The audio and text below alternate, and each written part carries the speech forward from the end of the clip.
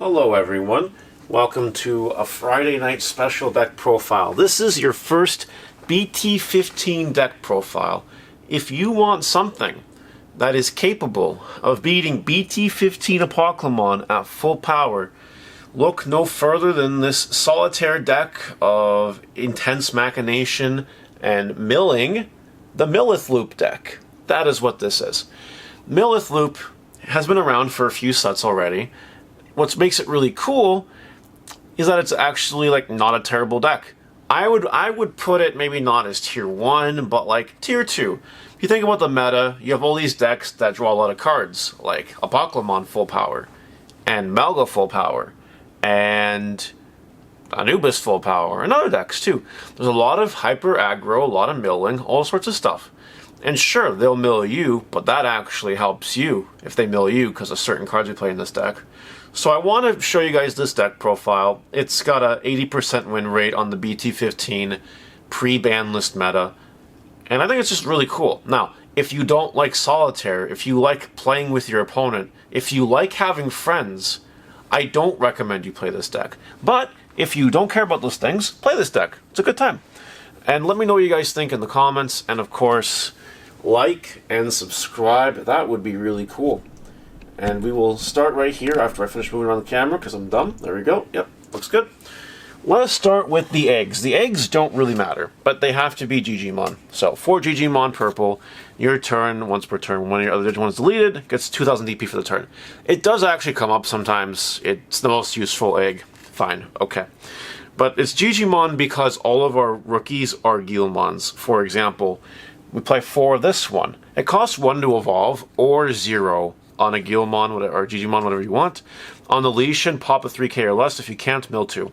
So that's the kind of deck we're playing. Mill some cards, pretty good. It's also good at getting rid of annoying floodgates, like Gazimons or stuff like that.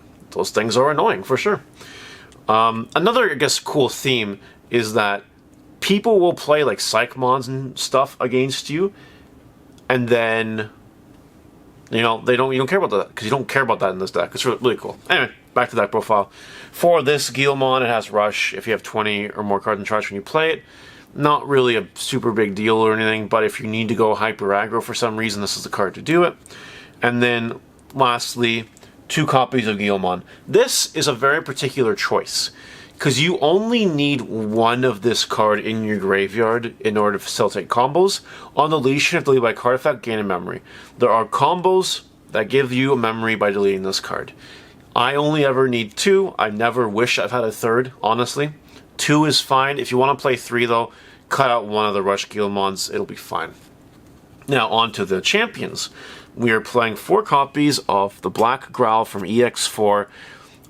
3 on a rookie, but 2 on a Guilmon. And then when Digivolving, mill 2 cards. You may add back a card then from your graveyard hand with Guilmon, Growlmon, or Gallantmon from the discard to hand. Very powerful card. Lets you toolbox whatever you need at the given moment. Pretty insane. On the Lesion effect is basically the same thing. Return a Guilmon or Growlmon or Gallantmon card from your trash to your hand. That's nice. Those are beautiful things. So just evolve on top of it, get that inheritable when it dies, it's good. Lets you build up another stack to do more milling, which is good. And then our secondary Growlmon here is the secondary champion. Digivolve, pop a 3k or less, otherwise mill 2. It's fine. It's there to out annoying floodgates or mill cards. You can also use the other effect when attacking once per turn, pop one of your guys to get sec +1. I've never actually used that effect. It never really comes up.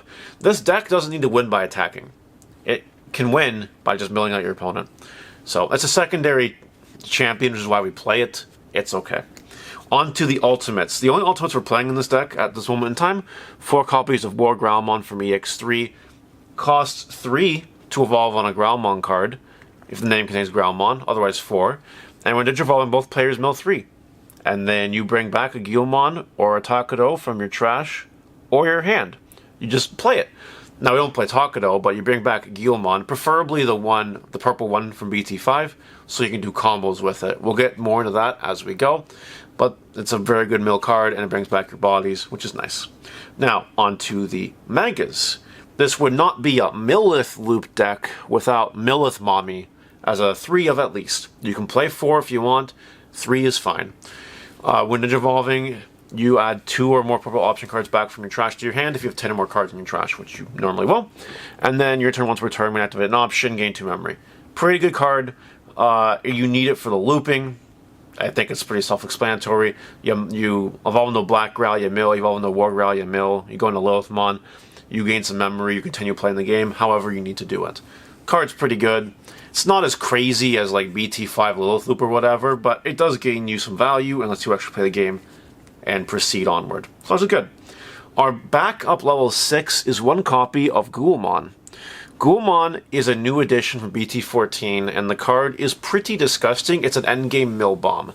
When digivolving, when attacking, once per turn. For every 10 cards in your trash, trash top 3 cards of your opponent's deck. Basically, you get to a point where you have like 30 plus cards in your trash in the last turn, and then you mill 9 cards. That decks out your opponent, probably GG's, that's it, they're done. You never even use the one attacking effect to get stuck +1. Nope, you just mill 9 cards and call it a day. That's all that card is used for. It is the last mega your opponent will ever see. Pretty good card. And then the final Digimon in this deck go to 2 copies of Shine Greymon Ruin Mode. This card allows you to play defensively if your opponent is trying to build up threats. You just blow them up with Ruin Mode. Global minuses all over the place. Healing is fine too. The Ruin Mode is incredibly powerful because if it prevents your opponent from playing the game for 1 or 2 turns, that's 1 or 2 turns you can keep milling them or build consistent pieces to mill them later. And then what can they do at that point in time? The answer really is nothing. So it's a good boss monster in order to keep your opponent from playing the game so that you can keep milling them. Pretty cool stuff. Now we're going to move on to options next. It would not be a Millith Loop deck without 4 copies of Jack Raid. If they hit it in security, you gain 2 memory. Otherwise, when you activate it, gain a memory for every 10 cards in your trash. Normally it's getting you 1 or 2. Card's pretty good. You play it for the loop. This is one of the cards you always add back with the Lilithmon. Pretty good card. And then, consistency pieces, 4 copies of Wisdom Training. Real top 2 cards of your deck, add a purple card to your hand. Every card in this deck is purple, so it will never miss, and you add whatever piece you need to keep going. And then delay, obviously, reduce the next evolution by 2. Evolve, reduce it by 2. Card is extremely powerful in this deck. Big consistency piece, makes the mill deck a lot better. BT13 and below and before, kind of a meme. With training, I think it's a little more than a meme, because it makes your solitaire strat a lot more consistent, which is powerful. Your opponent can interact with it. It's crazy. Now, because we're playing a mill deck, we're playing 4 copies of Deathslinger. When you mill it, gain a memory, and then when you activate it, pop a 4 for every 10 cards in your trash, increase the level by 1. Very good removal card, especially into a meta with Metal Garurumon and where Garurumon's just swinging at security. Deathslinger will pop that stuff. It's crazy. The Sec Bombs really help you survive an onslaught of OTKs from Anubis and Melga, whatever other deck you want. It's pretty powerful. And to cap off on that, we play 4 copies of Rivals Barrage as well. Pops the highest level thing on the field. That's what it does. Also, its delay effect, if you mill it, it goes on the battlefield, you delay, add a Digimon card or Tamer from your trash to your hand. Rivals Barrage is a super powerful consistency piece in this deck, and it's very easy to get it in the graveyard with mill, and then you add back whatever you want later on, which is pretty good. Moving right along, we are playing 3 copies of Mist Memory Boost. I was playing 4 in the BT15 version. I've decided to cut 1 for something you'll see very soon. But Mist Boost on play, mill 2, draw 1, delay later, gain 2 memory. Pretty self-explanatory effect. What you get is what you get. And that's fine. Pretty good card. Last option in the deck is 1 copy of Calling from the Darkness. Just delete something, add 2 back. That's simple as it gets. That 1 for a reason, the card's broken. Okay, moving right along now on the Tamers. We're playing 4 Tamers in this deck. The 2 Tamers you're probably expecting are 2 copies of Alice. Alice is a once per turn effect that lets you pop a Digimon on your side of the field to Digivolve from a 5 to a 6 for 3 reduced cost. So how it works is that EX3 War Growlmon, you mill 3, you bring back the Guilmon, Alice pops the Guilmon so you can evolve into your Lilithmon for free. And if it's the BT5 Guilmon, you gain a memory. So it's already gaining you memory for being deleted. Basically, you're gaining a memory for evolving, instead of paying 3 for evolving. And like worst case scenario, you have the other Guilmon, the one that's on the leash, and pop a 3k or less with Mill 2. That one's also a very good target for Alice. So Alice is there to allow you to go to your 5 to 6 for free. That's why she's there. And it's always going to be good because you're always going to Ward Route to get back that rookie first. So it is an incredibly powerful Tamer in this deck. The other 2 Tamers we're playing, which will finish off the deck profile, 2 copies of Iron Mako. We know this from the Beelzemon days. You real top 4 cards, you add a Digimon with Evil, Wizard, or Demon Lord to your hand, bomb deck the rest. That's fine, and whatever. A deck full of Guilmon's, War Growls, okay, sure, okay. But it's not there for that effect, it's really not. It's the your turn effect. When your Digimon digivolves into a purple Digimon, by suspending this Tamer, you may return 1 card from your hand to the top of the deck and gain a memory. This deck has an issue where you will draw Death Slingers and Rivals Barrages. And if once they're in your hand, if you're not playing Iron Mako, you have no way to mill them. That's why we play Iron Mako. And we play 2 because odds are you'll mill 1 and actually draw the other one. And that's fine. If you mill both, it's not really a big deal either. But like, and if you draw 2, it's not really a big deal again. But Iron Mako is really powerful because every time you evolve, well, not every time, once per turn when you evolve, mill what you want, 1 card at least, and then gain a memory. It is good. So like I said, one of those replaced the 4th Mist boost, this one here, and then the other one replaced the 1 copy of Glaive boost we played. For those of you that aren't aware, Glaive boost, when you play it, you return a purple Digimon from touch to hand, then go into the battle area, then gain 2 memory later. So here's the theory behind cutting Glaive in particular, because I'm a big fan of Glaive, but Iron Mako's just better. So Iron Mako, first of all, these memory boosts, they gain you 2 memory later on. Okay, an Iron Mako will get you 2 memory as part of its life cycle. It just will do that, because twice, all you have to do is use it twice, and then you just gain 2 memory from it. So it ends up being the same on your investment, so to speak.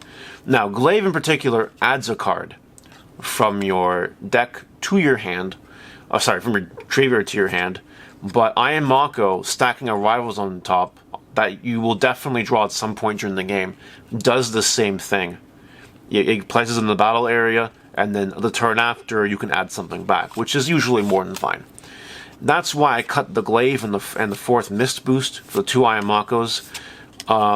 If you don't like this idea, I would cut just the Glaive, play 1 Iron Mako, play 4 Mist boost. Mist boost milling 2 cards is better than the Glaive boost when you play Rivals and a Calling. It's kind of irrelevant, especially because Lilithmon can just add back Calling or whatever, and it's not really a big deal. But yeah, that is the mill deck. That is my BT15 version of Millith Loop. All in all, I'm a very big fan of this deck. I like it. It's combo heavy, like Lilith Loop. Like, you can't just willy-nilly play this deck all like no brain. You gotta be full brained to play this deck properly. You have to. If you fuck around, you'll find out just how hard it is to play, and then you'll lose. But it is a really good counter pick into the BT15 meta pre-ban list, and I think it's something worth trying. It's also super budget, which is pretty nice too, comparatively to maybe a Pokemon or Melga or whatever. What do you guys think about it though? Let me know in the comments what you guys think, and I will see you guys later. Have a wonderful day. Goodbye, and see you later.